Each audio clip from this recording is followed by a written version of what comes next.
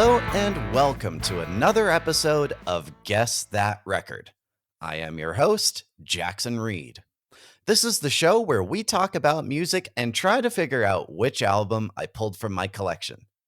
Thanks again for tuning in to another episode. Your support is always appreciated. Our guest got their start in radio, hosting the syndicated radio show The Tour Bus for nearly 2 decades. In 2014, he moved into podcasting, starting the SDR Show, which has hit #1 on the iTunes comedy charts. In 2016, he launched his own podcasting network called the Gas Digital Network, which is the home of 11 shows attracting 500,000 listeners a week. I'm super excited to welcome Ralph Sutton to Guess That Record. How are you doing, Ralph? I'm good. How are you? I'm doing good. So where are we talking to you from today? I am in my New York City apartment. I'm on my way to work right after this at the Gas Digital Studios, but I do a lot of interviews from here as well, hence the mic and the headphones like you have. It's easier to do Zooms from my house as opposed to having to go to the studio. For sure. Yeah. Absolutely. It's really cool to be speaking with you today. Of course, I'm a musician first and foremost, but podcasting has kind of been my day job for the last few years. So it's I'm excited to speak with someone that's been so successful in this industry here. It's funny because I've been doing podcasting now for over 10 years and then did radio before that. So I've been somewhat involved with speaking for like probably 25 years now, which is kind of crazy. It really is a long time. Yeah, for sure. Now, I always like to start off by asking, what was the first song or the first album that got you interested in music? Interested in music? Well, it's funny is that so very early on, my mother's brother, my uncle, on my mother's side, maternal uncle, I guess you'd call him, worked in music. He had like a mini record label, and he would also work at some labels, and he would bring us records when we were too young to care. Like he was just coming to give us gifts. And it wasn't until years later that I noticed that I had like Kiss Alive and like all these cool, like the first one of the early Scorpions records. He was just grabbing records out of a bin and bringing them to us. But I was 5 or 7. I didn't care. I didn't know what it was. But as I got a little older, I had a very odd transition because my first love in music was hip hop and rap, because I was actually, which is hard to believe looking at 6'6" me now, but when I was 14, I was very involved in loving hip hop and breakdancing, and I was in a breakdancing movie when I was 15, and like breakdancing was my life. And it wasn't until 17, so 1987, that rock started to speak to me a little bit, where I started finding myself digging rock music more, growing my hair long, seeing concerts, and then really getting into that world. So I kind of had it since as a kid because I just kind of was adjacent to it my whole life. Right. Yeah. And was radio sort of your first foray into the business of music, you would say? Well, my mom was she booked a cabaret, which was like a mixture of comedians and musicians.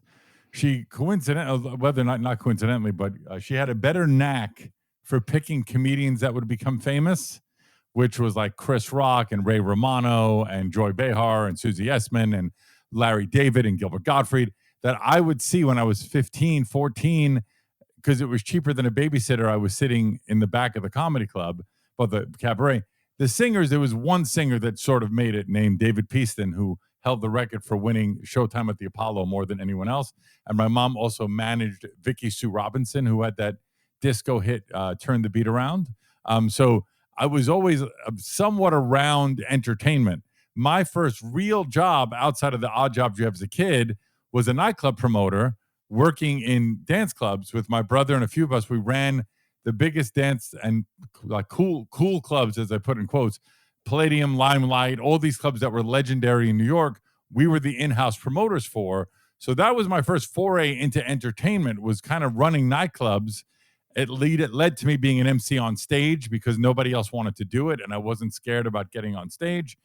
And then started working in rock clubs, and that's when my transition more into DJing and doing stuff like that. But I fell into radio simply because I wanted to do radios in college, but the college radio station, you didn't get to pick your own music. I thought you would. And I literally worked one shift because all the training, you get to pick your own music. And then when I went live one shift, like, no, you got to play these songs. I'm like, oh, well, that's not fun. So I stopped after one day of college radio. I just didn't want to do it. And it was years later, I was a strip club DJ. I met a radio DJ. I asked him to get me an audition if I got him a job at the strip club or something, like, long story short. And then I ended up working in radio at 29 years old because I figured if I was going to fail miserably, I'm 29, I'm only me, I don't have a wife, I don't have kids. Hilariously, now I still don't have a wife and kids, but I felt I could fail and it would only be residing on me. So I would drive an hour and a half, 2 hours away from my house to work midnight to 6 in the morning in overnight radio for $6 an hour, come back to the city and start my day job at 8 in the morning, which was crazy. Yeah. Yeah. What was that first station you got to work for?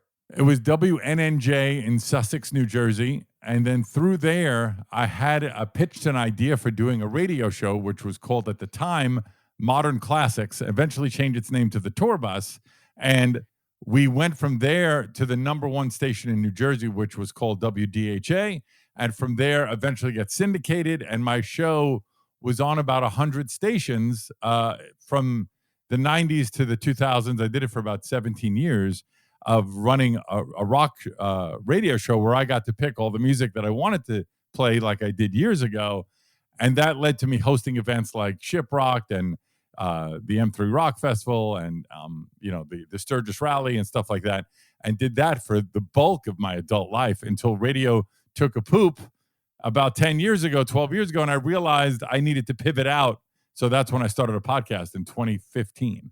Right. Yeah.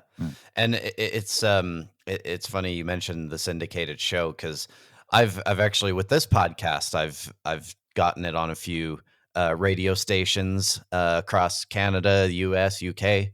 What was the process like back then of getting something syndicated? By the way, because I knew that already is why I said poop, by the way. Right. Because I know you're getting syndicated. Back then, which was funny, I was working at the radio station and I saw discarded syndication packages for other shows, right? So I took one home, mocked it, like duplicated it to look like exactly like that one, and then just sent ours out to all the discarded companies that the shows that weren't taking, and we got a deal. And I couldn't believe it. But what happened that was weird was, I learned that there was a very big difference between being syndicatable and being syndicated. So we signed with this company, but I'm a nobody. We're in Jersey, and it sounded good, but nobody was taking us because they didn't know who we were. So the first 3 or 4 months, we were just existing as a syndicated product, but we were still just on the one station, right? And then one day I said to my partner at the time, let's drive down to Miami from New Jersey after the show Saturday night and just listen to the radio. We'll find stations that are playing the same music we were playing, which was like 80s rock and new music from 80s rock bands. And we made a list of about 15, 20 stations. We got to Miami. We stayed there for a couple of days, called all those stations, set up 5 meetings, and 1 week later came back with 4 affiliates or 5 affiliates that this company that was representing us couldn't do in 3 months. We did it in a day. Well, not a day, like a weekend, and then or a few days, whatever it was. We came back to the show that next weekend, and we had signed 4 or 5 stations. And I said to the company, "What were you doing? We did this in a week, a few days." And so we eventually got the show up to about 100 stations. I think the peak was 105, but It was a lot. It was a lot of work. It was a lot of work. We had to do the show. It was not like now with digital delivery. I mean, I could tell you ridiculous stories of how we had to get the show out to these affiliates. It was crazy. Yeah. This episode of Guess That Record is sponsored by Marvel Marketing. Marvel Marketing is an award-winning digital marketing company headquartered in Calgary, Alberta, Canada. Working with clients in different industries from all over North America, including Canada, the United States, and Mexico. Marvel Marketing services include website design and development, website maintenance, search engine optimization, public relations services, and social media management, amongst others. To find out more, visit marvelmarketing.ca. This episode of Guess That Record is sponsored by Guitar Works. One of Canada's top independent music stores for over 30 years, Guitar Works carries a huge selection of musical instruments from the biggest brands in music, including Gibson, Fender, Martin, Yamaha, and Paul Reed Smith. Visit any of their 2 Calgary locations or shop online at guitarworks.ca and join the Guitar Perks program to earn money back with every purchase. Guitar Works, your total guitar store. This episode of Guess That Record is also sponsored by Recordland, home to the largest selection of music in Canada. Buy, sell, and trade tapes, CDs, and vinyl. Located in Calgary's Inglewood neighborhood on 9th Avenue Southeast, visit them in person or on Instagram at Recordland Calgary. And then, like you mentioned there, you made the transition into podcasting, which I think is kind of, in these times, it's sort of a natural transition. And of course, your main show that you work on is the SDR Show. Was that your first sort of foray into podcasting? So a friend of mine who's a pretty well-known comedian and I started this together. He's no longer on the show. We're still friends. He just got way too busy and it was fine. I knew it was coming, but he had actually asked me to do a podcast with him. And we were on this thing called Shiprocked. And I said to him in a very crappy way, podcasting is for people that can't do radio. I'm doing radio. So thank you, but no thank you. Right. A year goes by. I see him again. I had spent that year hearing all about how podcasting was changing the world. So I said, hey, if you're still interested, I would love to try and do the podcast. So we say yes. He says, what do you want to call it? And I said, well, I'll send you some ideas. And I had conceived of a morning radio show called Sex, Drugs, and Rock and Roll for that station I was on, WDHA. The idea being that I would go out at night, partying at clubs, and whoever was still with me at 6 a.m. would come do a radio show with me, which I thought was a funny idea. And we'd call it Sex, Drugs, and Rock and Roll. But the money wasn't there. So I said, I'm making more money on my podcast. And so I had the artwork, I had the website, I had everything sitting on my hard drive, and I loved the name. So I just sent it to him, and he goes, that's it. Let's just do that. And that's how it started. So that's when we started it. I think it's 2015. I could be wrong on the day, but 2014, 2015, something like that. Yeah. And for those who haven't heard the show before, it'd be great if you could share with the listeners what goes on the SDR Show. So, originally the name came from a concept of, at the time, there was 100,000 podcasts. Now there's 10 million, so it's a little different. But back then I'm like, wow, 100,000 podcasts. How the hell are we going to stand out? So it was just, let's call it Sex, Drugs, and Rock and Roll, because if you don't even know what the show's about, you'll say, oh, I'll listen to that. That sounds interesting, right? So there was no more thought than that initially. But over time, it kind of morphed into where we bring on rock stars, we bring on porn stars, comedians and stuff too, and then we will do silly games, crazy stunts, like things that you could never do in radio was the concept originally. And we've grown from there. But then we've had everyone from Neil deGrasse Tyson to Mark Cuban, every rock star you could think of, every comic you could think of, Shane Gillis, Michael Che. I mean, they've all been on the show, Practical Jokers, whatever. But even Akon's been on the show, DMC from Run DMC, Melly Mel, like everyone's come on the show. And we end the show every week by asking the guests their first experience with sex, drugs, and rock and roll. First concert they went to, first drug they ever did, and first time they had sex. So if you want to hear Neil deGrasse Tyson answer that question, you got to go listen to the show. Yeah, yeah. And, you're talking about all the guests, and I looked it up too. It was like, very impressive list. Who are some of the guests for you that like really stood out? Well, the ones that, I mentioned them a lot because a lot of the original year or two, I was doing both radio and podcasting at the same time. And all the guests were people who were on my radio show. I'd say, hang out for another 45 minutes or so. We're going to do a podcast too. And that's how we were getting guests initially. And then as the podcast grew, we were able to get other guests. The ones that I would say surprised me the most are the two I mentioned, Mark Cuban, who came into the studio by himself, like just randomly, dude, let's start the podcast. And I found that one out the day before. Like they texted me and said he could do 10 a.m. tomorrow. I'm like, all right, let's do it. And it was great to get him on. But as far as like things that I think about are like great live performances, like when the singer of Shinedown sang live on the show, when the guy from Weezer sang.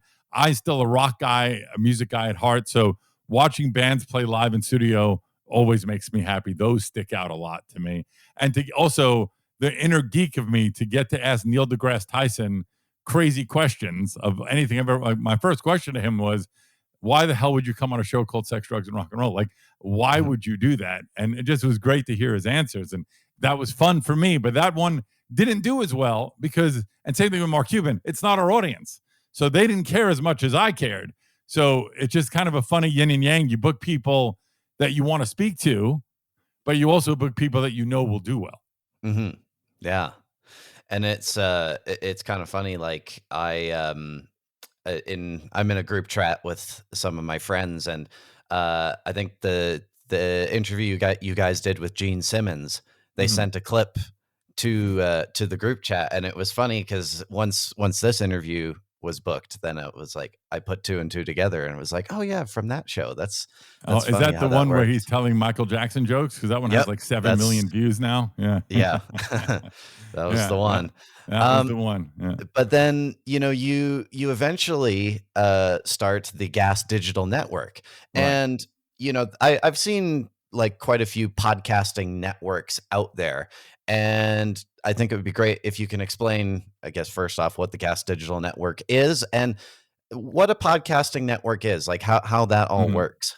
So first, GAS stands for Gomez and Sutton, which is my business partner and I, Louis J. Gomez, and me, Ralph Sutton. It just made sense, and then you could do cool things like fill up on high-octane entertainment, dumb crap like that. So that's where the name came from, right? GAS, it just sounded right, GAS Digital. What we offer as a network, it's much more valuable if you're a New York-based podcasting company, podcast, because we have 3 studios in New York. We have producers, engineers, social media, ad sales, merchandising. So if you just want to show up and do a podcast and let someone else take care of everything else, that's what we offer, right? So there's most networks I find are more affiliations, not networks. So we are the NBC, so to speak, whereas being on Amazon Prime, you just anybody could put their videos on Amazon or on Spotify. You're not in the Spotify network. You're just on Spotify. But with NBC, they help produce shows very often, not always. Sometimes they buy shows. But we're in that respect where we want talent to be talent. In fact, the ad side of our company is called the ad side because like you deal with the entertainment, we'll take care of the ad side. That's where that name came from. So we try to make it turnkey for podcasts that come on the network. We have about 20 shows, and a lot of big podcasts started with us, like Are You Garbage, which is a huge podcast, started on our network. Shane Gillis, we used to do merch for Shane Gillis, who's one of the biggest podcasters out there right now. So it's great to see these guys blossom, and Tim Dillon's another good example, where they get to a point where they don't need us. Like if they're big enough, you don't need a network, so go do it yourself. Or if you're someone that just doesn't want to think about it, you might want to be with us. And that we've done that. Now, that started in 2016. So it's been, next year will be 10 years of Gas Digital. And I think when we started in New York, there was about 10 podcast networks in New York. And I think none of them exist now except us because we did it differently. We kind of structured the company differently than all these other companies that were affiliate things and not actual networks. Right. So basically, from what I'm gathering there, like the big difference is like you guys can do production and other full stuff. Full production, engineering, graphics, video intros, green screen, whatever you would need, and then mobile. Like a few of our shows, like the 2 biggest shows on the network, Legion of Skanks and Story Wars, are done off-site. So the team goes out to the club and films everything, edits it, puts it together, puts it up on our network.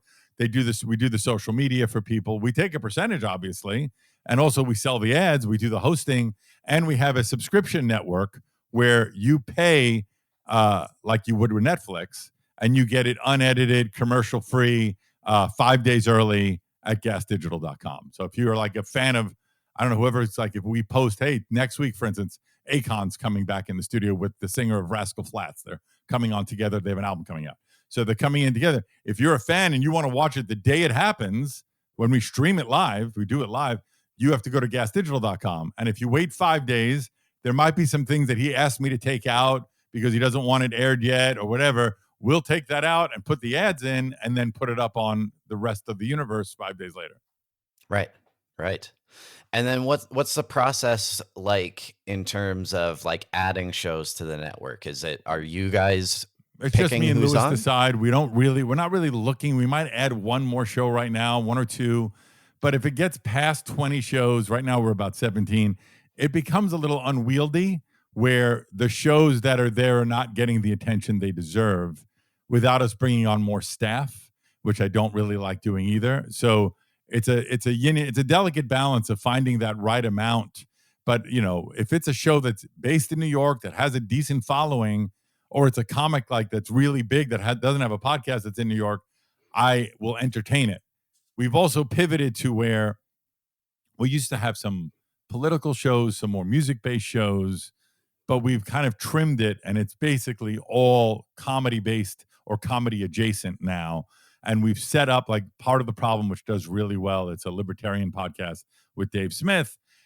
We separated him off Gas Digital. We still do all the back end, but he's on his own server now because people that are going for a political show don't want to be followed up with the next show on the stream being sex, drugs, and rock and roll. It's not what they signed up for. So we separated them out. But on the comedy side, if you like one, chances are you probably like one of the other shows on the network. Yeah, for sure. And, the one thing you kind of alluded to it earlier, like how when you started, there was 100,000 podcasts and now there's 10 million podcasts. But it's like the one thing that's tricky for everyone is just cutting through the noise and, making it a business, making it successful. So what are, the steps that you took in order to achieve what you've achieved? I would say the best thing to do, which I tell this to everybody, not a shameless plug, by the way, even though I think it was 5 years ago now, it's still pretty relevant. Entrepreneur Magazine had me on the front for a day on how to start a podcast with no money. And if you just Google Entrepreneur Magazine and Ralph Sutton, it'll show up. And it's some of the basic principles that I believe in, but some of the cliff noted ones are, you're going to hate your first 20 podcasts anyway. So just start. Get it started, get used to doing it. They're going to suck no matter what. So just start. B, listen back to your podcast. If you can't make it through your own show that you're talking, no one's listening. It's never going to happen. So make sure you like what you're putting out.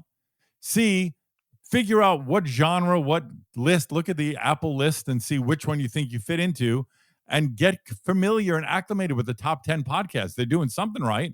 Figure out where you could do better, what you like, what you don't like about what they're doing, and put your own spin on it. You don't need an original idea. You just need to do it, love it, live it, and breathe it. I never left the house for the first 5 years without SDR stickers. I would consider every day a failure if I didn't get at least 5 people to subscribe and give me a 5-star review as I was just walking around the city.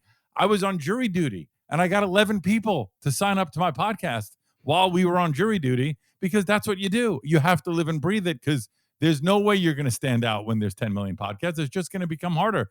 10 years from now, there'll be 100 million podcasts. So you just got to figure it out and live it and breathe it every day.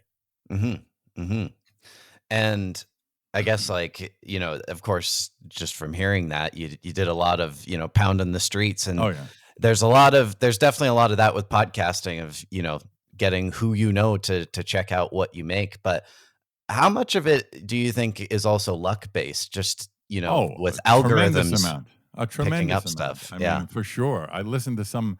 I'm my own worst critic, but I do listen to some podcasts that I'm like, how is this podcast doing this well? I don't understand it. But it doesn't. It could just be not for me. Like, my mother's favorite TV show is The View. She watches it every day. I'm not the audience. So I don't watch it, even though she's been friends with one of the people on there forever, Joy Behar. But I can't watch it. I'm not. To me, it's torture. But I'm not the audience. So maybe it's just that. Sometimes I listen to shows, I'm like, all right, maybe I'm just not the audience, because it's speaking to some people. But yes, nowadays, I forgot who said this to me. A comedian. She writes for The Daily Show, but she said how in the old days, there were these gatekeeper guys that would decide what projects got made and what didn't. And if they didn't like you, you were screwed. But you knew who they were. They were the leaders of these companies. You could point a finger of blame, But now it's algorithms. Nobody knows how they work. Everyone, they change all the time.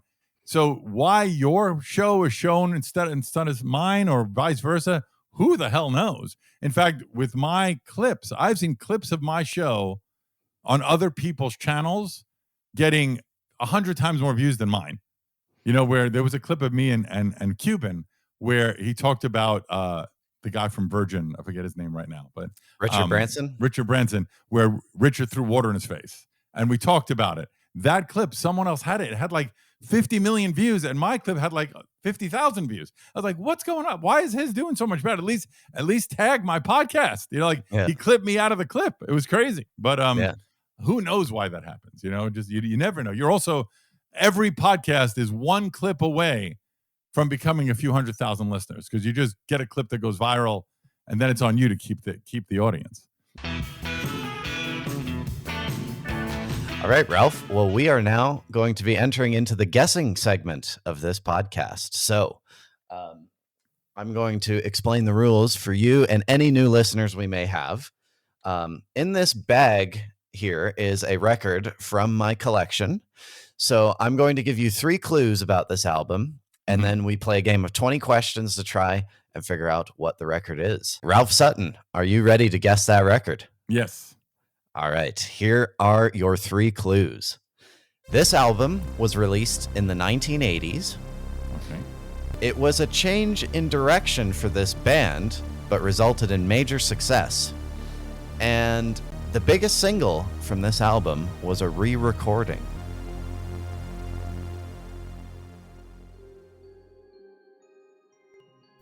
Question 1. I know it already. Yep. I'm pretty sure I know it. Can I just say it right away if I'm right? Yeah, absolutely. So, my guess is a person I've been close with for many, many years. He was the singer of another rock band, then became fronting his own rock band. And then I think it's the 5th record, it might be the 6th, where they decided to self-title it. Is that right so far? Yep. And they re-recorded by changing one word on it and making it a little more modern, where they changed hobo to drifter, and it is the self-titled 1987 release of Whitesnake. You are correct. All right. It is Whitesnake. Yeah, that's cool. That's very cool. My favorite David Coverdale story, if I don't mind, we still have a couple minutes, I think. Yep. For some reason, he took a liking to me. I don't know why. I interviewed him on my radio show. He just liked me. This is 20 years ago, something like that, maybe more. And then he invited us. He was releasing a solo record, a mixture of Whitesnake tunes and some solo stuff. And I saw it. It was great. And then the next year, he's touring, opening up for Judas Priest as Whitesnake. So it's Whitesnake, Judas Priest, Jones Beach, sold out. I have tickets on maybe 5th row, 10th row, something like that, in the front, with a girl on a date going to see Whitesnake, Judas Priest. He sees me from the audience and stops the show and just starts talking to me on his microphone, asking me what I think of the new Whitesnake record, what's my favorite song on the record. And I'm like, answer. He goes, "Oh, do you want to sing along?" I'm like, "No, I'm good. And everyone around me was like, "Who the hell are you?" And I'm like, "I don't know why he's doing it. That's great." And then I went back and talked to them, and we've stayed casual friends over the years. And he just did my podcast maybe 6 months ago. And it's just great because he's rock and roll royalty, could not be a nicer guy, and still sounds unbelievably good all these years. Yeah, for sure. I remember my first exposure to him was the Coverdale Page album, because I love Led Zeppelin, love Jimmy Page. So when I was just trying to get everything Jimmy Page I could, I checked that out. But that's a great record. I'm surprised they never did a follow-up because it sold well. I don't know why they didn't do a follow-up. Mine was that album, Whitesnake. It was hilarious. It was Great White and Whitesnake, so 2 whites, which is funny, in Nassau Coliseum. And I went to see it. It was my first really big concert, and I was floored by the energy in that room. That's what was kind of solidifying me to getting into rock and roll, was the Great White Whitesnake concert in Nassau Coliseum, 1987. Yeah. And Whitesnake's interesting because like their earlier records have almost kind of like a blues rock Oh yeah. sort of feel to them. And then this record in particular was a big change, as I said in the clues, because they sort of went for a more commercial glam metal kind of sound. Um, so I guess like what was your take on that change? Like, are you a fan of that, or how do you sort of view it in relation to the earlier records? Well, what's funny is I'll tell you because he openly talked about this on the show. He was if this album didn't sell, he was done. He Mhm. for those that don't know, he came from Deep Purple. There's 5, I think, albums, maybe 6 of Whitesnake. First, I think it was called David Coverdale's Whitesnake, and then it went to just Whitesnake.